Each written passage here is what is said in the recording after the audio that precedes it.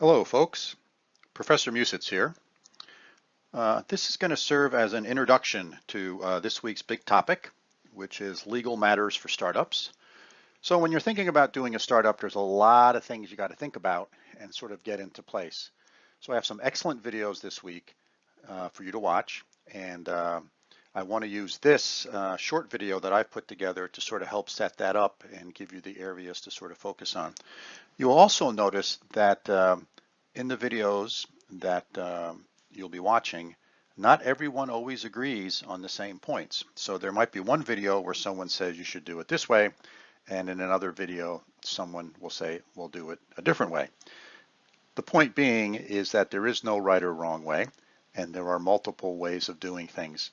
So I hope you enjoy the videos, and please watch the rest of this one. It's relatively short because it'll give you a sort of good points to focus on as you're watching those longer videos. So as we think about important legal matters, one of the first things to figure out is what's the form of the entity. So is it going to be a corporation? And there's two different types of corporations. There's C corporations and S corporations. Or is it going to be a limited liability company? So part of this depends upon what the long-term plans are for the business. If you're thinking that it's going to be large, and if you're thinking you're going to need some venture capital, then you're probably going to want to do a C Corp. C Corps are sort of the fundamental entities that go public, etc. The challenge is that one way to look at it is that C Corps get kind of taxed two times. So the revenue, the salary, so in other words, the company gets taxed on its profits, and then any salary that you take is going to get taxed as ordinary income. The advantage of an S Corp or an LLC, as sometimes limited liability corporations are called, LLCs, or an S Corp, is that the profit that the company makes passes through to its shareholders. So it only gets taxed once. Now, the challenge with that is that professional investors, i.e. private equity, venture capitalists, don't want to invest in those types of entities because they don't want those profits passing through to them. So they want to only invest in C Corps. So that's sort of the big picture thing to think about, is what are your long-term plans for the business. Now, it's not like these selections are permanent. You can convert a company from a S Corp to a C Corp, or vice versa. So those types of things can change. And the other important thing that you've heard is Delaware is the preferred state to form companies in. And regardless of whether it's a C Corp, S Corp, or an LLC, you should probably do Delaware. It just makes a lot of sense. And some of the videos will explain why that is. So let's move on to the next slide. So there's again a few factors that play into this that are well described in the other videos. So there's sort of a strategic choice for, is it S Corp, C Corp, or an LLC? One is investment considerations. We've talked about this a little, who you're taking money from. The other one is stock options. So stock options work very well for C Corps. They work okay for S Corps, and they really don't work very well for LLCs. So if you want to do stock options, you want to give the people who you're working with ownership in the company. The most preferred way of doing that is with a C Corp. Restricted stock is sort of another class. I have it on the slide here, but we really don't need to talk about it that much, so we can just sort of ignore that. Let's go on to the next slide. In addition to sort of figuring out what type of corporation you're going to be, the other thing is you got to have some basic agreements in place. So you have to have sort of a non-disclosure agreement. And what does this mean? It means that if you hire somebody and they're working for you, they're not going to take the information that they have learned from working for you and sort of borrow it and start their own business.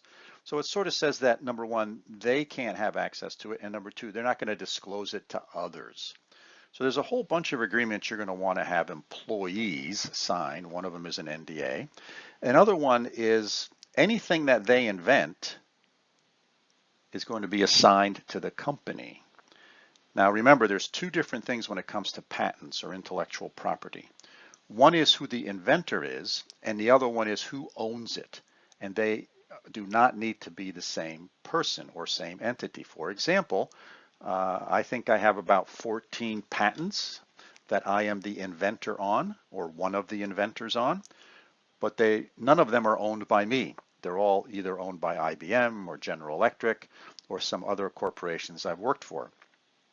So that's another important agreement you're going to want to have in place, which is making sure that anything your employees invent belongs to the company and not the employee. Why? Because if that employee leaves and joins some other company or decides to start their own and they own that patent, you have not much recourse in that.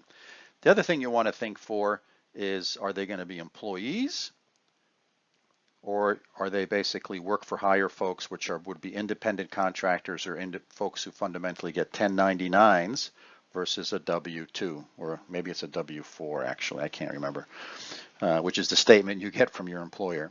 So this too has some implications, and you'll have to think through whether you're going to have employees or whether you're going to have work for hire folks.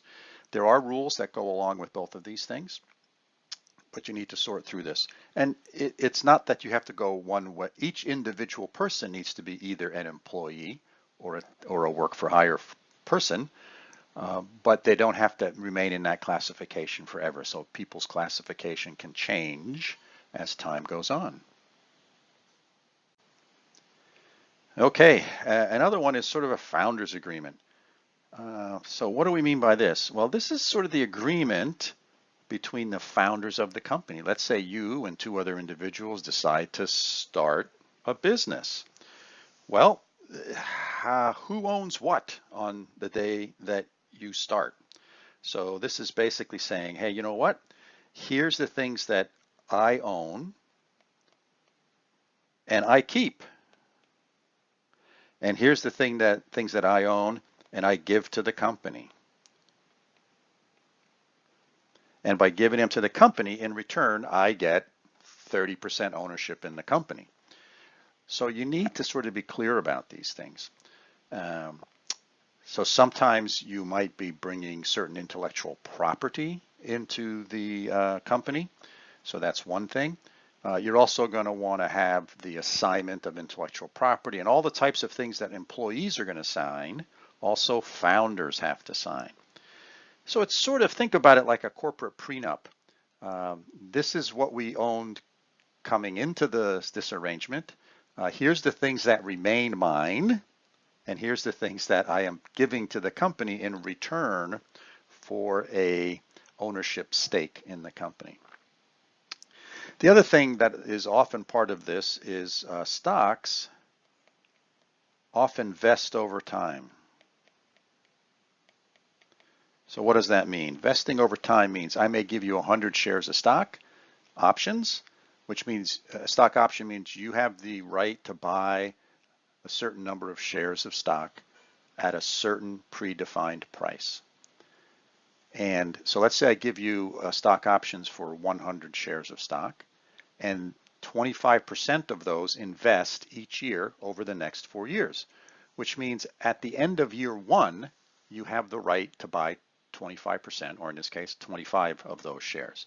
At the end of year two, you can buy an additional 25 shares, and so on and so forth. At some point in time, stock options typically have an expiration date. It's typically around 10 years. So if you don't buy them by 10 years, they go away. Now, you might say, well, gee, why do they do that? Well, let's say you join a company as a founder, and we're bringing you into the company for your expertise because you're really good at marketing and sales. And for that, you're getting a third ownership of the business. And let's say we didn't vest that third ownership, that on day one, you have that 1/3 ownership. And 6 months into it, you decide to leave. and you leave the company, well, you just walked away with 1/3 ownership of the company. So now we have someone who owns 1/3 of the company, not part of the company anymore. So that's why you want to vest these things over time. It's a motivator to get people to stay. And if there's a change of heart and they leave or they're terminated, um, they don't get to keep everything, all of the options that they got. All right, let's go on to the next slide. So a common question is board of directors. Do I have to have a board of directors or not? Legally, you do not have to have a board of directors. You do have to have certain officers, whether it be an S Corp, C Corp, or an LLC, but you don't have to have a board of directors. The challenge with attracting good board of directors early in the life of a company is that there are certain fiduciary responsibilities a board of directors has, which means if certain things go bad at the company, the board of directors can be held liable by shareholders or investors. So oftentimes, individuals who might be perfect for your board of directors because they have the right background, the right expertise, are sort of a little bit cautious about signing up for it. So one of the alternatives to that is that you can use advisors. So instead of a board of directors, you can have a board of advisors. And that works very, very well. And this way they can still give you all of the advice. You can still get all of the, you can give them stock options, which is a very good way of rewarding them or compensating them. But they don't have any legal fiduciary responsibilities. And you have to be very clear about this, and you have to treat them as a board of advisors, which means there's certain things, they don't get to vote, in other words, right? So they don't have a vote. Normally a board of directors has a vote, board of advisors does not. And also think about the types of people you're going to want to give you advice. And you're going to want to have folks that have various different forms of expertise, and you want to think through what they are. So there's no sense in having 4 people who are marketing geniuses. You know, you want to supplement the skills that you have inside of your business and the skills that your founders and co-founders have. All right, let's check on to the next slide. Okay, we're going to talk about investors or outside investors.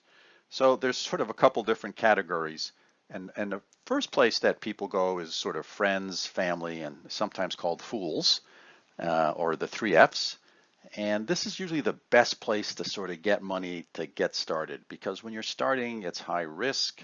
There's a lot of things that can go wrong, and it's your friends and family who might pitch in a couple $1,000 or maybe $50,000 or whatever you can convince them of to get the company going, and they're probably going to be pretty friendly about it. And you can decide whether you want to bring that in as equity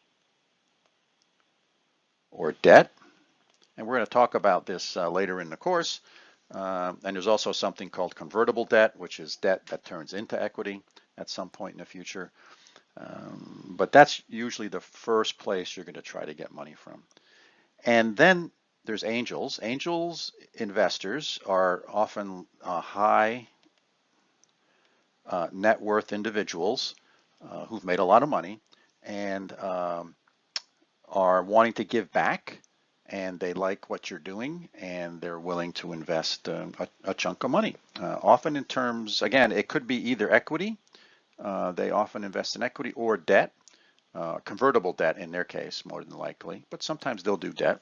And here too, they're most likely investing because there's something about the company that intrigues them. They want to be involved at some level, etc. So these are all great, and oftentimes different regions of the country have formal or semi-formal angel groups or angel networks, and they're a great source of both getting feedback on your business and raising capital. Then there's VC funds.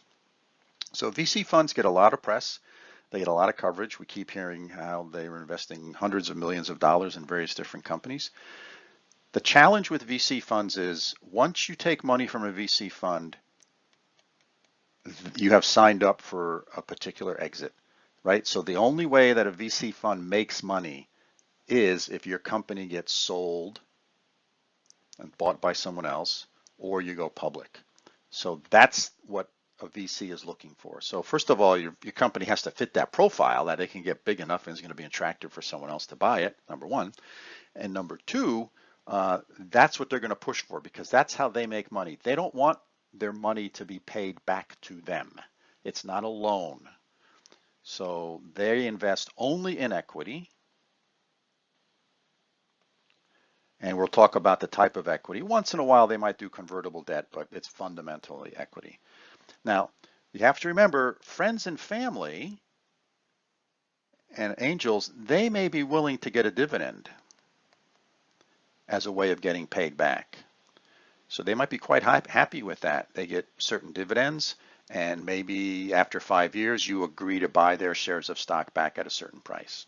So that works for friends, family, and angels. Does not work for VCs. So the reason I bring this a very important point up is once you take money from private equity or a venture capitalist, you have hopped on a bus that's going to a certain destination, whether you like it or not. So you got to think that through. It's very strategic. Also, there's other sources of money. So there's all sorts of government grants from various different government agencies. There's the SBIC.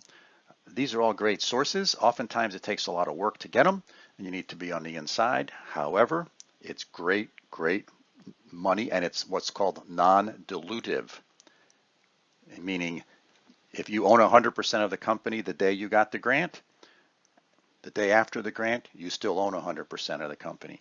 If you own 100% of the company the day before a VC invest, the day after a VC invest, you will no longer own 100% of the company. So that's what non-dilutive means. All right, let's go on to the next slide. So here's just a couple key points, and hopefully they came out subtly, at least in some of the slides. Keep your eye on the big picture. What are you trying to accomplish by growing this business and starting this business? How big do you want it to get? Do you want it to be a family business? You want to hand it off to your offspring? Do you want to keep it between you and your best friend?